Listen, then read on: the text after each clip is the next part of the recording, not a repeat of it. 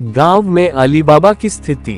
बहुत समय पहले एक छोटे से गांव में एक लकड़हारा अली बाबा नामक व्यक्ति रहता था।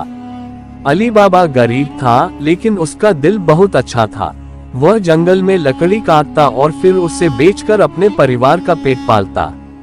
उसकी एक पत्नी और एक भाई कासिम था, जो व्यापार में बड़ा ही लालची और महत्वाकांक्षी व्यक्ति था। कासिम हमेशा अली बाबा का मजाक उड़ाता और सोचता कि यदि उसके पास इतना खजाना होता तो उसकी जिंदगी पूरी तरह बदल जाती। अली बाबा और कासिम के बीच अक्सर बहस होती रहती थी, क्योंकि कासिम हमेशा अपनी भौतिक संपत्ति बढ़ाने के तरीके तलाशता रहता था, जबकि अली बाबा संतुष्ट रहता था और अपना जीवन साधारण तरीके से जीता था। अली बाबा का पहला सामना चोरों से। एक दिन अली बाबा लकड़ी काटने के लिए जंगल में गया। अचानक उसने देखा कि कुछ घुड़सवार अपनी ओर बढ़ रहे थे। अली बाबा ने चुपके से छिपकर देखा कि ये लोग चोर थे, जो बड़ी मात्रा में खजाना चोरी करके ले आए थे। चोरों ने एक बड़ी गुफा के पास अपने घोड़े रोके और गुफा के दरवाजे को खोलने के लिए एक विशेष मंत्र पढ़ा। वे बोले सिर सिर और गुफा का दरवाजा खुल गया। अली बाबा ने ये देखा और वह आश्चर्यचकित हो गया। चोर गुफा के अंदर गए और अली बाबा ने देखा कि गुफा सोने, चांदी, रत्नों और मूल्यवान वस्त्रों से भरी हुई थी। चोरों ने कुछ समय बाद गुफा को बंद किया और वापस चले गए। अली बाबा ने इस रहस्य को जान लिया और बहुत सावधानी से गुफा तक पहुंचा। उसने वही मंत्र बोला सिर सिर और गुफा का दरवाजा खुल गया। अली बाबा ने अंदर प्रवेश किया और देखा कि सचमुच गुफा में ढेर सारा खजाना पड़ा हुआ था। अली बाबा का मन लालच से भर गया, लेकिन उसने अपने विवेक को बनाए रखा और ज्यादा खजाना नहीं लिया। उसने थोड़ा सा सोना और चांदी ले लिया और गुफा को फिर से बंद कर दिया। कासिम का लालच और उसका अंतः। अली बाबा ने धीरे धीरे इस खजाने का उपयोग करना शुरू किया और अपने परिवार को आराम से रखने लगा।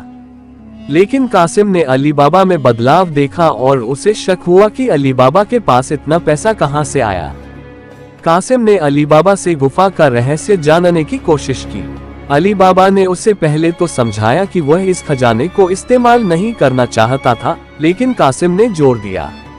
अंत में अली बाबा ने उसे वह मंत्र बताया और कासिम ने तय किया कि वह बहुत सारा खजाना ले जाएगा। कासिम जंगल में गया और वही मंत्र बोला सिर सिर और गुफा का दरवाजा खुल गया।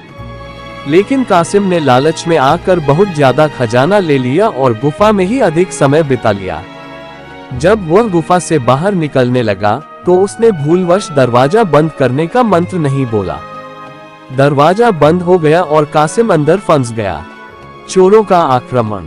कुछ समय बाद चोर वापस अपनी गुफा पहुंचे और कासिम को वहां फंसा हुआ देखा। चोरों ने उसे पकड़ लिया और उसकी सजा दी। उन्होंने कासिम को मार डाला और उसके शव को छोड़कर गुफा से बाहर चले गए। अली बाबा को जब कासिम का कुछ पता नहीं चला तो उसने सोचा कि कहीं कुछ गड़बड़ तो नहीं हुई। वह गुफा में गया और वहां कासिम का शव देखा। अली बाबा को बहुत दुख हुआ, लेकिन उसे ये भी समझ में आया कि कासिम की मृत्यु उसकी अपनी लालच का परिणाम थी। अली बाबा ने कासिम के शव को घर में छिपाया और शोक मनाया। चोरों का बदला लेने का प्रयास। चोरों ने देखा कि कोई अजनबी गुफा के रहस्य को जान गया है। उन्होंने गुफा को फिर से ढूंढने और अली बाबा को खत्म करने की योजना बनाई। चोरों का सरगना बहुत चालाक था। उसने सोचा कि अगर वह अपने लोगों को अली बाबा के घर में छिपा देगा तो वह उसे खत्म कर सकता है। चोरों के सरगने ने अपने 39 साथी चोरों को तेल की बड़ी बड़ी टंकी में भरकर अली बाबा के घर भेज दिया। इन टंकियों में चोर छिपे थे, लेकिन अली बाबा की पत्नी बहुत समझदार थी।